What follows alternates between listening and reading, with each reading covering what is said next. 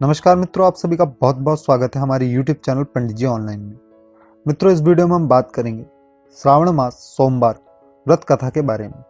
कथा के अनुसार अमरपुर नगर में एक धनी व्यापारी रहता था। दूर दूर तक उसका व्यापार फैला हुआ था। नगर में उस व्यापारी का सभी लोग मान सम्मान करते थे।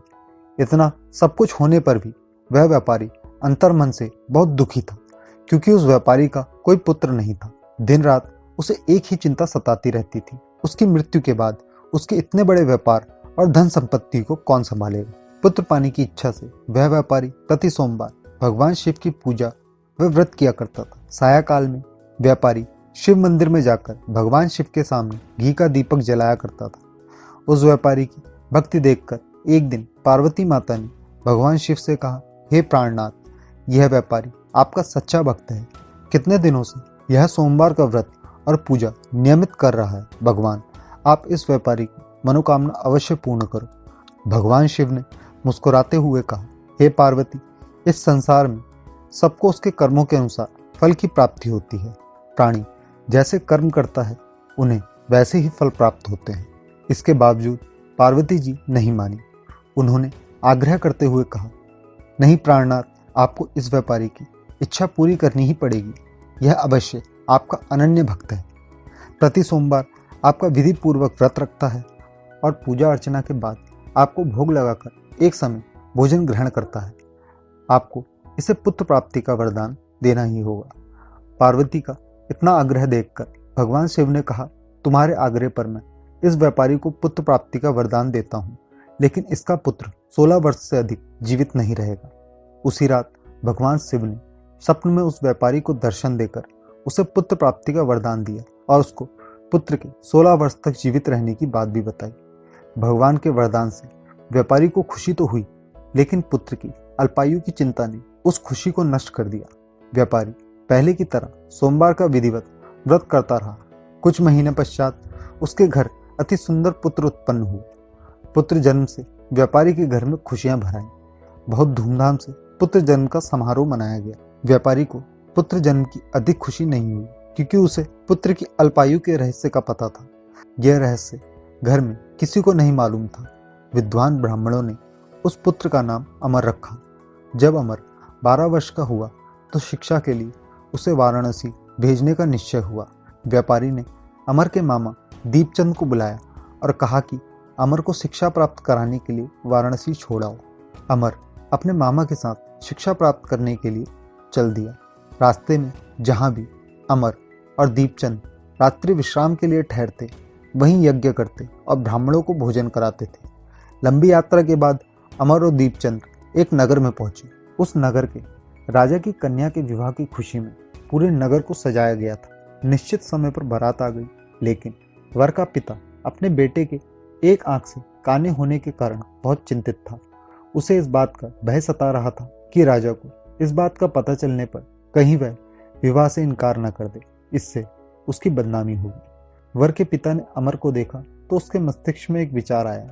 उसने सोचा, क्यों ना इस लड़के को दूल्हा बनाकर राजकुमारी से विवाह करा दूं। विवाह के बाद इसको धन देकर विदा कर दूंगा और राजकुमारी को अपने नगर में ले जाऊंगा।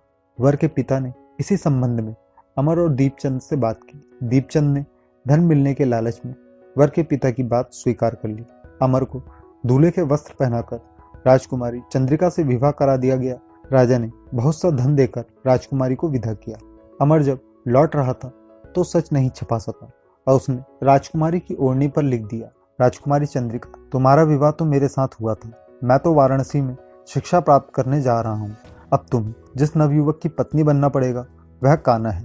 जब राजकुमारी ने अपनी ओढ़नी पर लिखा हुआ पढ़ा तो उसने काने लड़के के साथ जाने से इनकार कर दिया। राजा ने सब बातें जानकर राजकुमारी को महल में रख लिया। उधर अमर अपने मामा दीपचंद के साथ वाराणसी पहुंच गया। अमर ने गुरुकुल में पढ़ना शुरू कर दिया। जब अमर की आयु 16 वर्ष की पूरी हुई तो उसने एक यज्ञ किया। यज्ञ की समाप्ति पर ब्राह्मणों को भोजन कराया और खूब अन्न वस्त्र दान किए। रात को अमर अपने शयन कक्ष में सो गया। भगवान शिव के वरदान के अनुसार शयन अवस्था में ही अमर के प्राण पखेरु हो गए। सूर्योदय पर मामा अमर को मृत देखकर रोने पीटने लगे। आसपास के लोग भी एकत्र होकर दुख प्रकट करने लगे। मामा के रोने विलाप करने के स्वर समीप से गुजरते हुए भगवान शिव और माता पार्वती ने सुन लिए। पार्वती जी ने भगवान शिव से कहा, प्राणनाथ, मुझसे इनके रोने के स्वर सहन नहीं हो रहे, आप इस व्यक्ति के कष्ट अवश्य दूर करें। भगवान शिव ने माता पार्वती जी के साथ अदृश्य रूप में समीप जाकर अमर को देखा तो पार्वती जी से बोले, पार्वती, यह तो उसी व्यापारी का पुत्र है। मैंने इसे 16 वर्ष की आयु का वरदान दिया था, इसकी आयु तो पूरी हो गई। पार्वती जी ने फिर भगवान शिव से निवेदन किया, हे प्राणनाथ, आप इस लड़के को जीवित करें, नहीं तो इसके माता पिता पुत्र की मृत्यु के कारण रो रो कर अपने प्राण त्याग देंगे। इस लड़के के पिता तो आपके परम भक्त हैं, वर्षों से सोमवार का व्रत करते हुए आपको भोग लगा रहे हैं। माता पार्वती के आग्रह करने पर भगवान शिव ने उस लड़के को जीवित होने का वरदान दिया और कुछ ही पल में वह जीवित होकर उठ बैठा। शिक्षा समाप्त करके अमर मामा के साथ अपने नगर की ओर चल दिया। दोनों चलते हुए उसी नगर में पहुंचे जहां अमर का विवाह हुआ था। उस नगर में भी अमर ने यज्ञ का आयोजन किया। समीप से गुजरते हुए नगर के राजा ने यज्ञ का आयोजन देखा। राजा ने अमर को तुरंत पहचान लिया।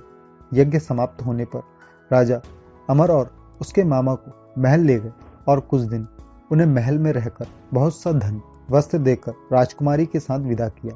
रास्ते में सुरक्षा के लिए राजा ने बहुत से सैनिकों को भी साथ भेजा।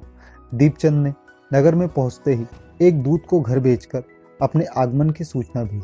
अपने बेटे अमर के जीवित वापस लौटने की सूचना से व्यापारी बहुत प्रसन्न हुआ। व्यापारी ने अपनी पत्नी के साथ स्वयं को एक कमरे में बंद कर रखा था।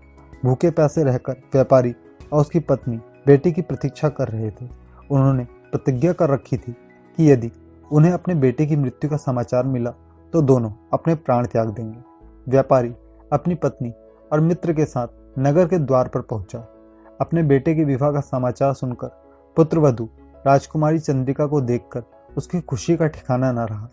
उसी रात भगवान शिव ने व्यापारी के स्वप्न में आकर कहा, हे श्रेष्ठ, मैंने तेरे सोमवार के व्रत करने और व्रत कथा सुनने से प्रसन्न होकर तेरे पुत्र को लंबी आयु प्रदान की है।